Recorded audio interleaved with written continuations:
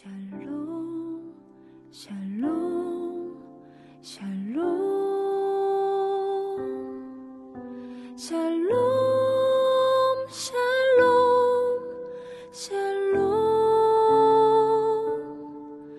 내니 두려워 말아라 나의 아들 나의 딸아 안심하라 샬롬 샬롬 샬롬 샬롬 샬롬 샬롬 나의 평안을 주노라 세상과는 다른 평안 두려워 마라 샬롬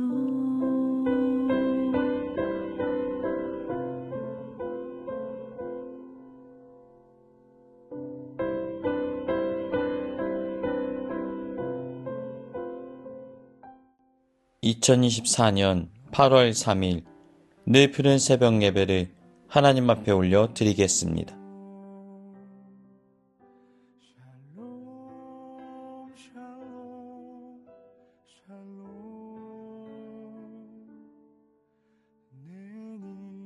오늘 아가서 7장의 말씀으로 말씀의 은혜 나누기를 원합니다. 우리가 아가서를 우리가 살피고 있습니다. 그래서 이 아가서는 시르 하시림이라 그래서 노래 중에 노래라고 불려지는 사랑하는 남녀의 관계를 통해서 하나님과 우리 인간의 사랑의 관계를 이렇게 표현하고 있는 거예요. 노래 중에 노래는 무엇일까요? 어쩌면 사랑 노래겠지요. 그러니까 대중가요 가사에도 살펴보면 사랑이라는 어떤 감정을 빼어놓을 수가 없습니다. 떠나간 여인인에 대해서 또 애틋하게 바라보는 첫사랑의 그 뜨거움으로 그 노래를 만든 것들이 여전히 우리의 마음 가운데 설레고 감동으로 다가오는 이유가 무엇입니까? 우리가 그런 감정에 대한 부분을 잘 느끼고 공감하고 있기 때문입니다. 우리가 하나님을 사랑한다라고 표현할 때 굉장히 추상적일 때가 있어요.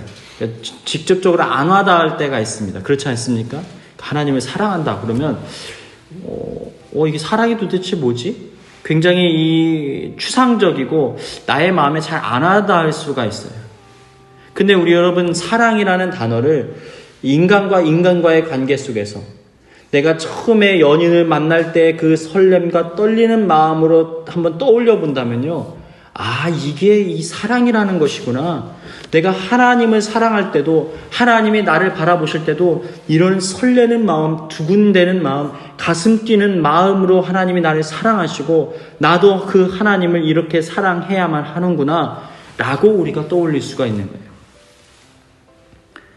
여러분 우리가 사랑에도 과정이 있지요.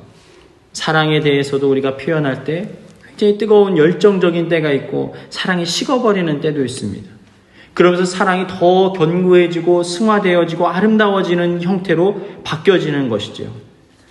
근데 우리가 가장 먼저 떠올릴 수 있는 것은 처음에 연인을 만났을 때 불같이 뜨거웠던 사랑. 그가 고단하고 피곤하지만 그럼에도 불구하고 만날 수만 있다면 어느 상황에든지 뛰어나갈 수 있는 그런 뜨거운 마음.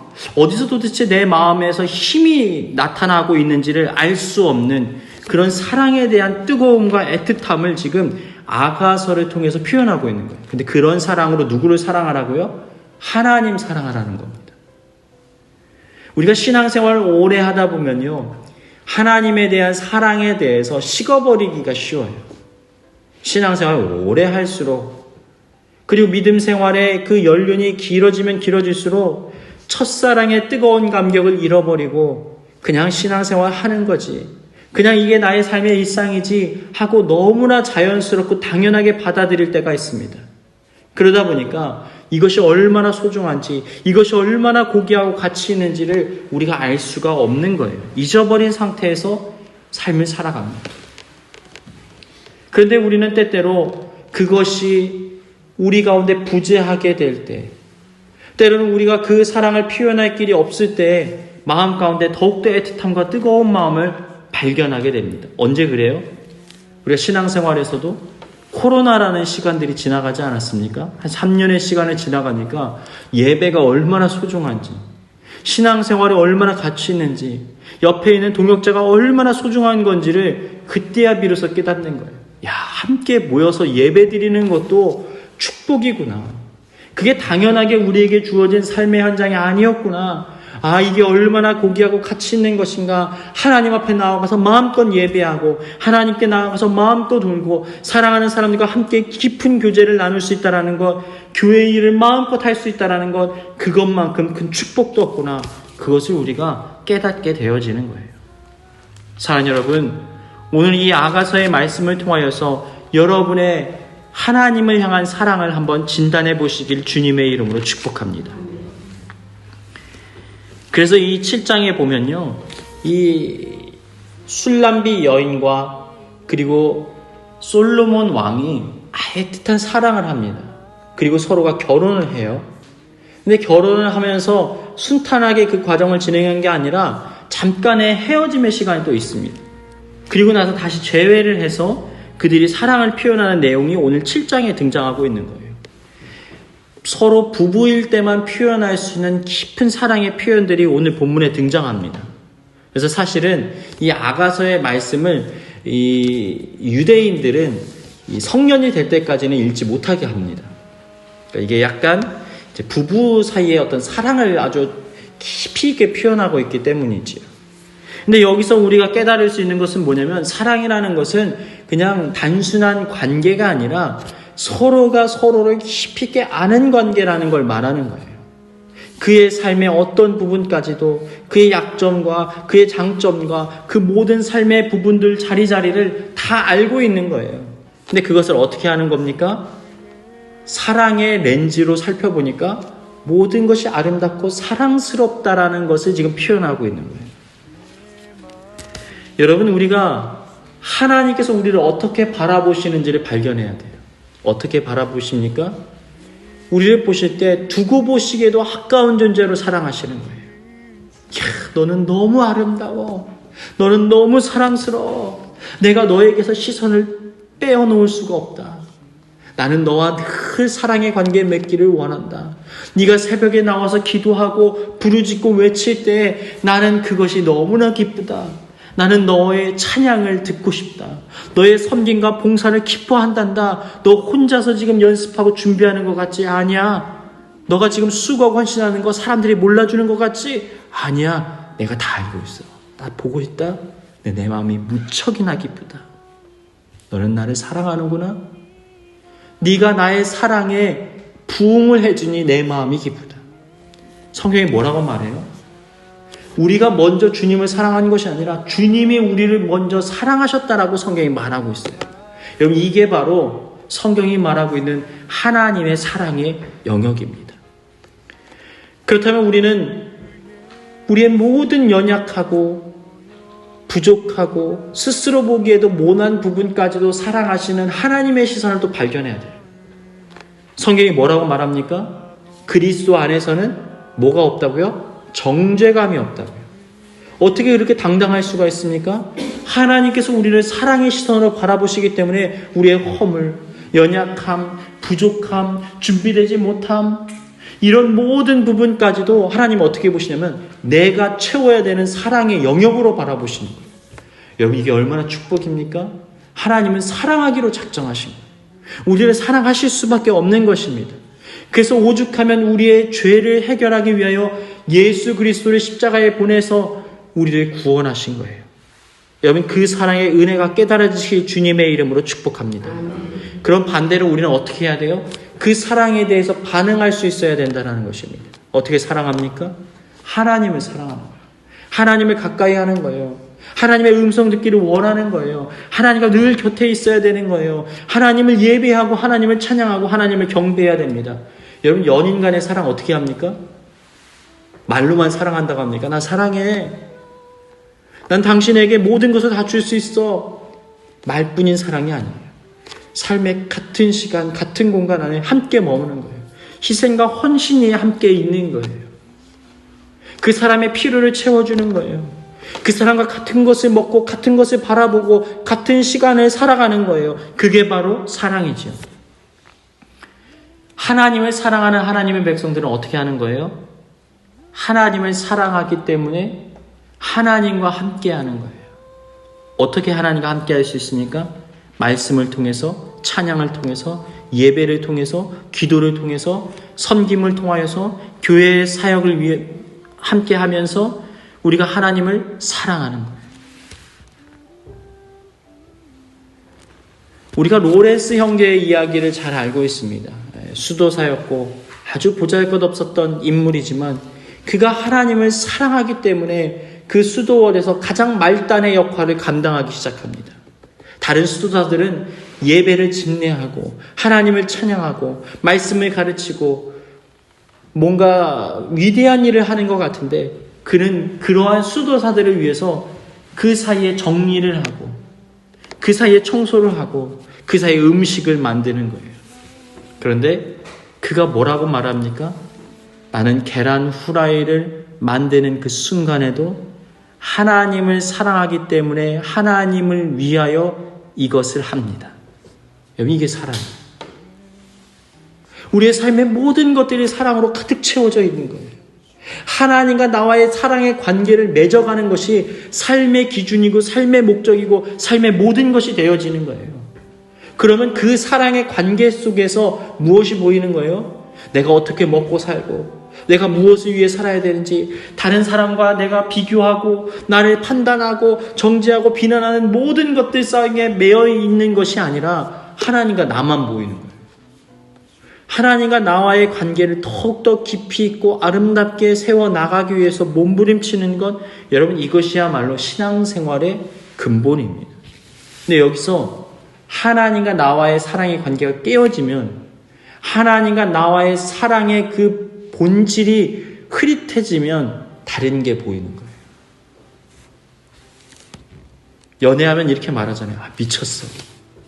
콩깍지가, 사랑의 콩깍지가 씌워진 거야.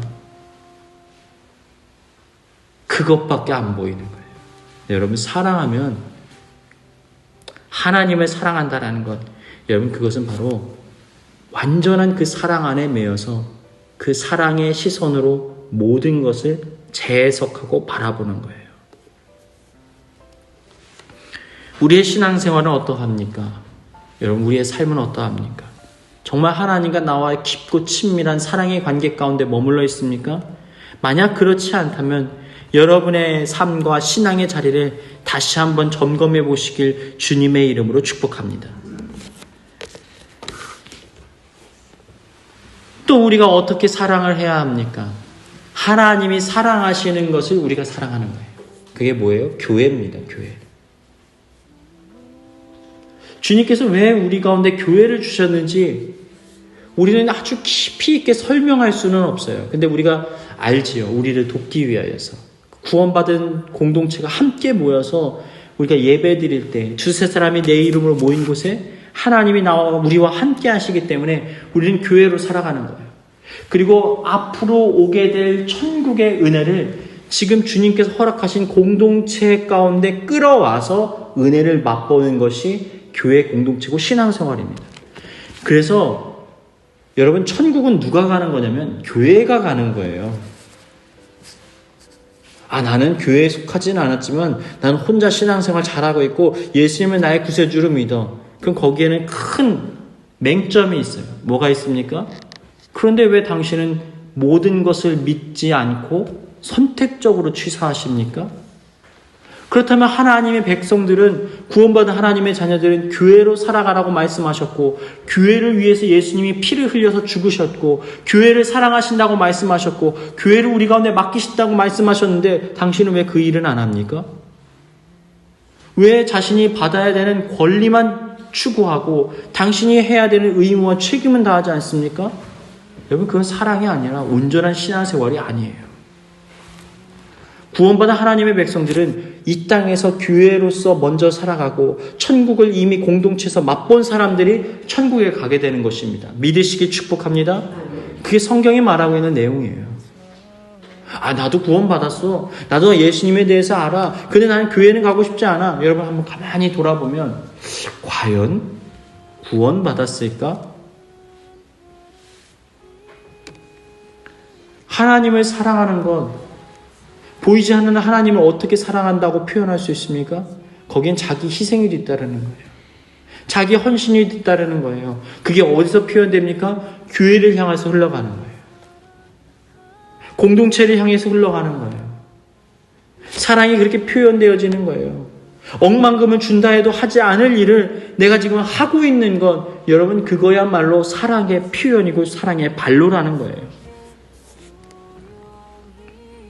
사랑할 수 없는 사람을 사랑하는 것, 용서할 수 없는 사람을 용서하는 것, 함께 있을 수 없는 사람에 대해서 사랑으로 품는 것, 여러분 그게 진정한 사랑입니다. 우리가 신앙생활 하다 보면 이러한 문제 가운데 머물 때가 있어요.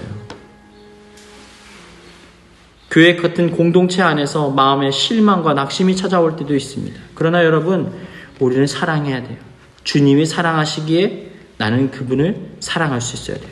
최소한 교회 공동체 안에 머물러 있다면, 그 사람이 하나님에 대해서 알고 있다면 여러분 그 사랑을 흘려보낼 수 있어야 된다는 거예요. 그게 바로 사랑을 받은 자들의 신앙의 자세이고 믿음의 특징이라는 것입니다.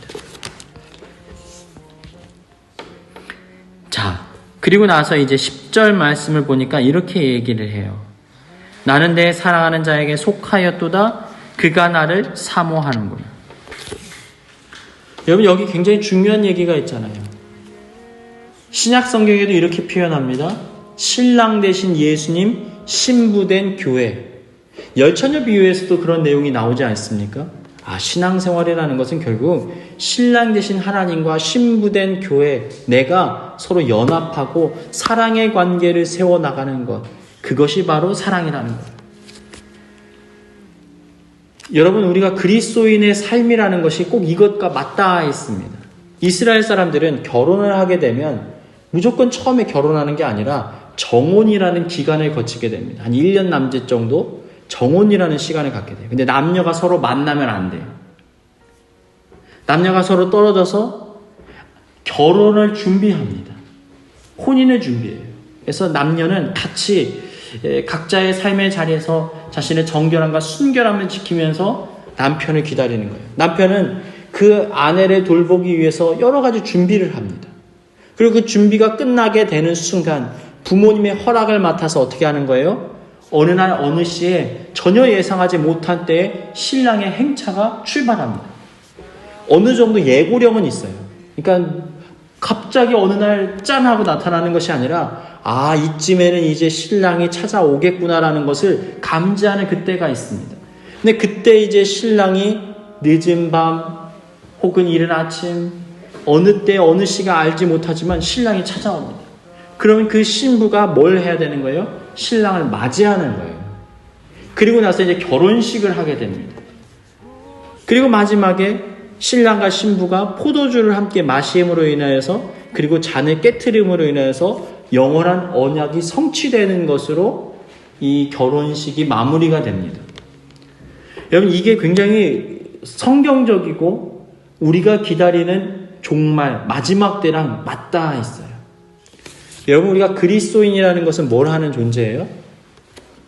정혼자로서 신랑을 고대하고 기다리는 거예요. 그럼 우리는 뭘 해야 되는 거예요? 이 땅을 살아가는 동안? 왜 아직 하나님의 나라가 임재하지 못했습니까? 왜 언제 하나님이 오십니까? 주님이 언제 심판주로 오십니까? 그 신랑의 때가 차면 그 정혼의 기간이 다 끝마쳐지면 신랑이 우리 가운데 찾아오시는 거예요. 그리고 우리는 어떻게 됩니까? 영원한 저 천국에서 영원토록 기쁨의 날들을 보내게 되는 거예요. 그럼 우리는 뭘 하는 거예요?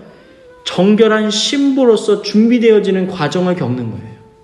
언제 주님이 오실까를 고대하고 그분을 생각하고 그분을 떠올리고 그분을 사랑하면서 우리가 삶을 살아내는 것입니다. 근데 준비되지 못한 자는 어때요?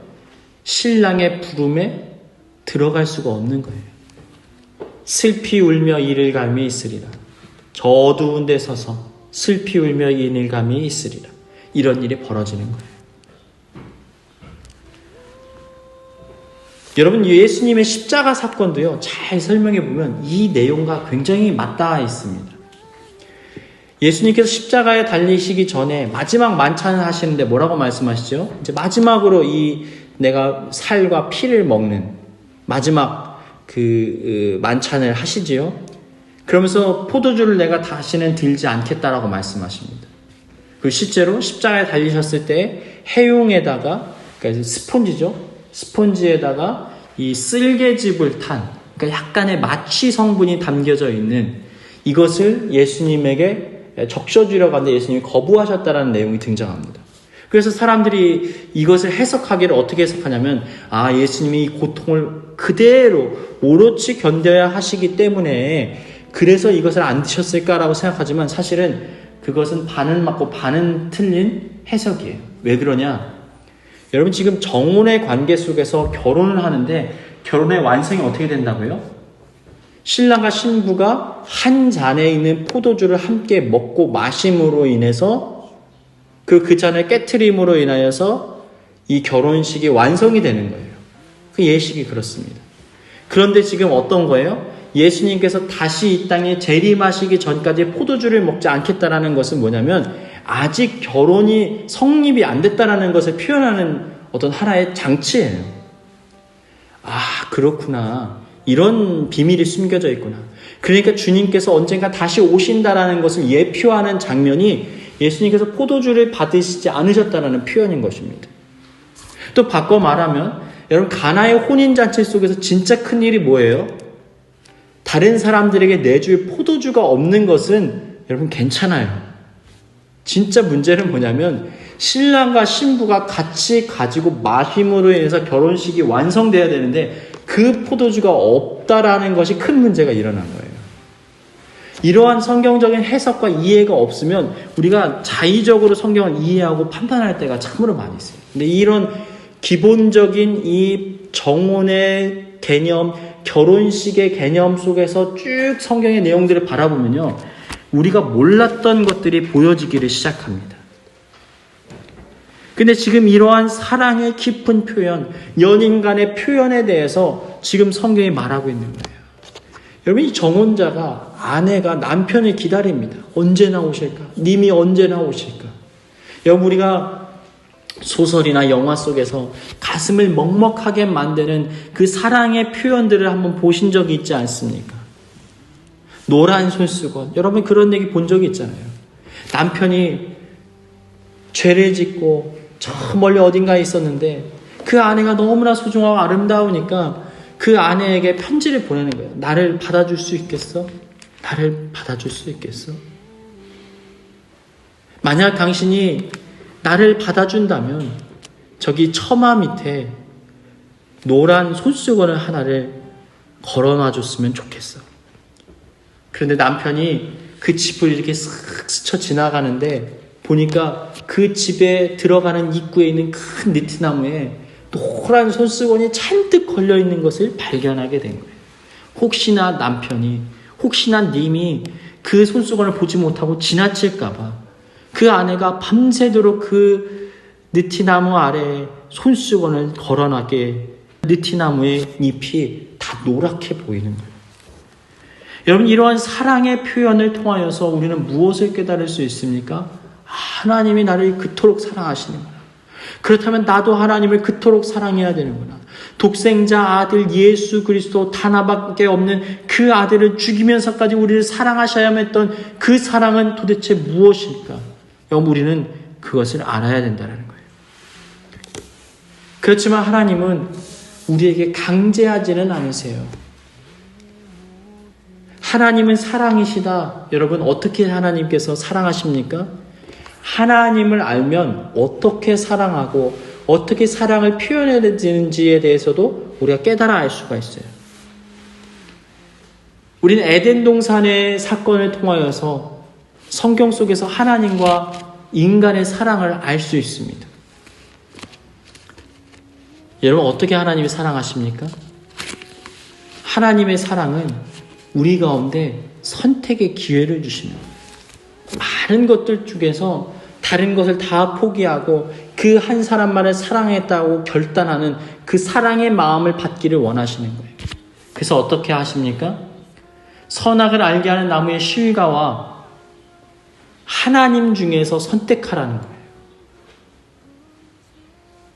아담과 하와가 선악을 알게 하는 나무의 실과를 바라보고 그것을 흠모하고 그것을 결국 따먹습니다. 우리는 그 상황 속에서 이렇게 외치고 싶어요. 하나님, 그러면 하나님이 아담과 하와를 사랑하신다고 하면서 왜 선악을 알게 하는 나무의 실과를 주셔서 그들을 고통스럽게 하십니까? 왜 인류 가운데 고통을 허락하십니까? 라고 말해요. 근데 여러분, 주님은 하실 만큼 다 하셨어요. 아담과 하와가 선악을 알게 하는 나무의 실과를 바라보고 하나님을 배신하고 배반할 것들을 생각하고 있을 때 하나님이 어떻게 하셨다고 성경에 말합니까? 여러분 성경을 잘 읽어보세요. 하나님이 바람 같은 소리를 내며 동산 주위를 거니셨다라고 말합니다. 쉬 하는 소리를 내면서 아담과 하와 주변을 맴도는 거예요. 그만 얘들아 멈춰라고 말씀하시지 못하고 나를 좀 바라봐라. 나를 좀 사랑해 주지 않겠니? 내가 너를 사랑하는 것처럼 너도 나를 사랑해 주지 않느냐고 애틋한 심정으로 그들을 부르시는 하나님의 사랑이 보여야 하나님과 우리의 사랑의 관계도 시작되는 거예요. 여러분 말씀을 통하여서 이제는 하나님의 사랑을 느끼시길 주님의 이름으로 축복합니다. 그리고 그분과 영원토록 사랑으로 우리의 삶을 세워나가고 영원토록 하나님의 사랑 안에 거하는 복된 인생 살아가시길 주님의 이름으로 축원합니다.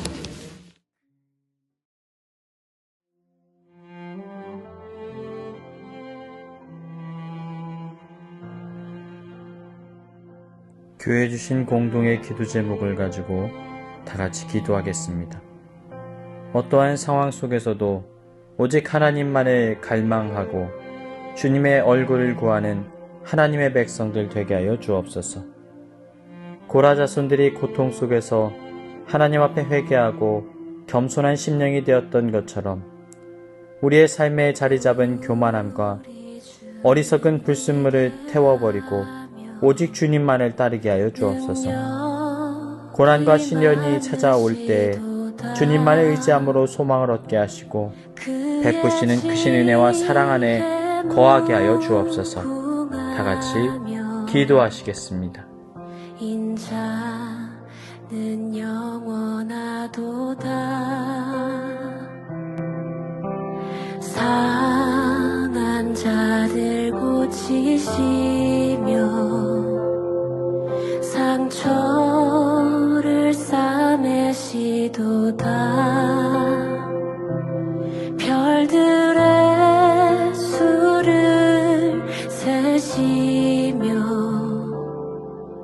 이름을 붙이셨도다. 그가 구름으로 하늘을 덮으시며 땅을 위하여 비 준비하시니 예루살렘아 여호와를 찬송할지어다. 내 하나님을 감사함으로 그 앞에 나가며 주인제 앞에 경배해.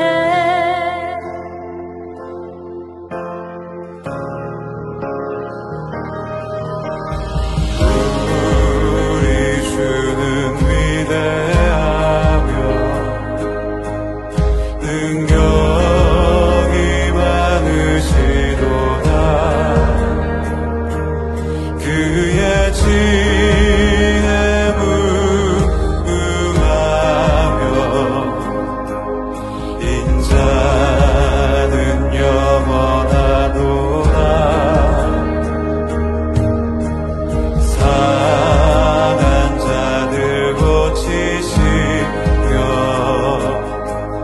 상처를 싸매시도다. 별들의 자들